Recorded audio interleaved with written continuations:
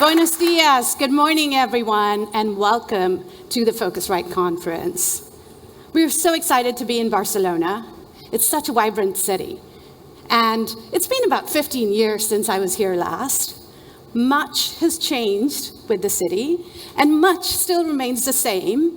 And that reminds me of the travel industry. So let's take a quick look at where we are and where we're going.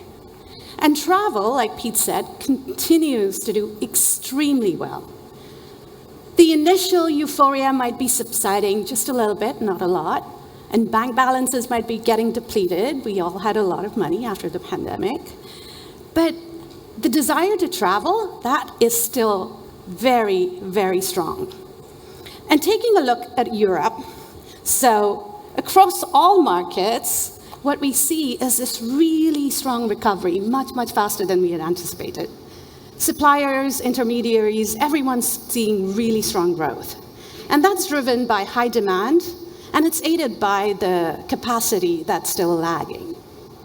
Travelers are willing to pay high prices.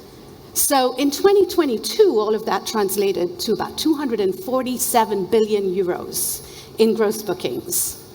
In 2023, we're expecting that to go to 274 billion euros. And by 2025, we will have left 2019 behind at about 310 billion. So that strong recovery, it's not just in words, it's in those billions of euros as well. And not only are travelers willing to pay a high price, right? They're now traveling further away. More than half of leisure travelers in the last 12 months in Germany, 3/4 of them traveled outside of their home countries. And they're not just traveling within the EU, they're actually traveling further out. If 2021 was the year of the hotel, 2022 was definitely the year of the airlines. Air gross bookings more than doubled from 41 billion to 95 billion euros. And in terms of segment share, air grew by 8 percentage points in a single year over 2021. Another clear winner in Europe is the tour operator segment. They're almost back to about 15% of the travel market, which is really close to 2019. And we're expecting to see that segment share stabilize over the next few years.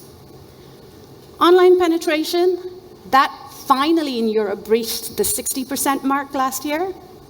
That's set to go to about 70 by the time we get to 2026. So 7 out of every 10 bookings will be made online. And what about distribution? Well, suppliers are doing really well. They gained share, but that was mainly at the expense of traditional travel agencies last year. 43% of all gross bookings were booked directly on supplier websites or apps. OTAs, they're steady at about 1/5 of the market. So that's where we are with the European market. Now I've gotten through almost 5 minutes and not said the words ChatGPT even once. And I know you're all kind of, it's there in the back of our heads, right? I'm coming to it. So when we set the theme, Travelers, Titans, Trailblazers, we were really thinking about the changes to the industry as we came out of the pandemic. So what were changes in traveler behavior that were going to persist?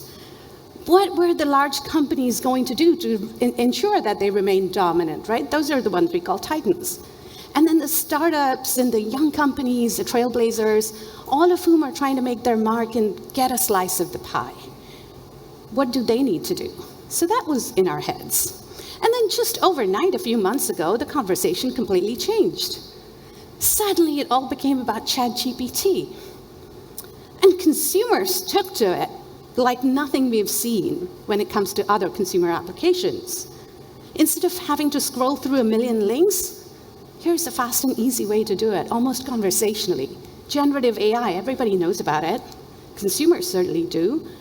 More than 70% of travelers in Europe say that they've at least heard of generative AI.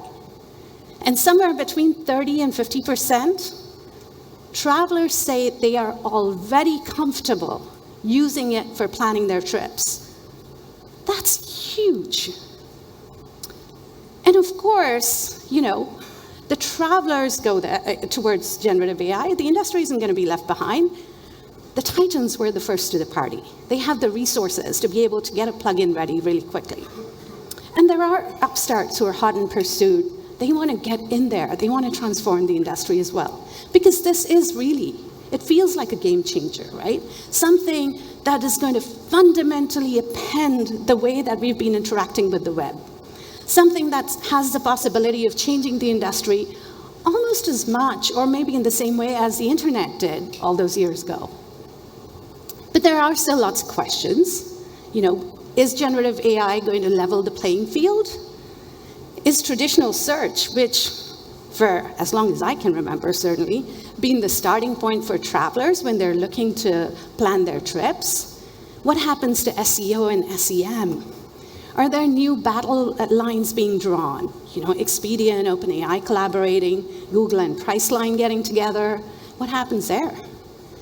And then there's all of the questions about hallucinations. Can we trust the data that we're getting? What about security? What about privacy? What about regulation? So there's still a lot of questions, and the answers are anybody's guess. And we're still in the very, very early stages of understanding the capabilities of generative AI. What are the use cases in travel going to be? Depending on your point of view, really, this is the best thing to happen to travel in the last 2 decades, or it scares the heck out of you, or maybe somewhere in between. I'm in between.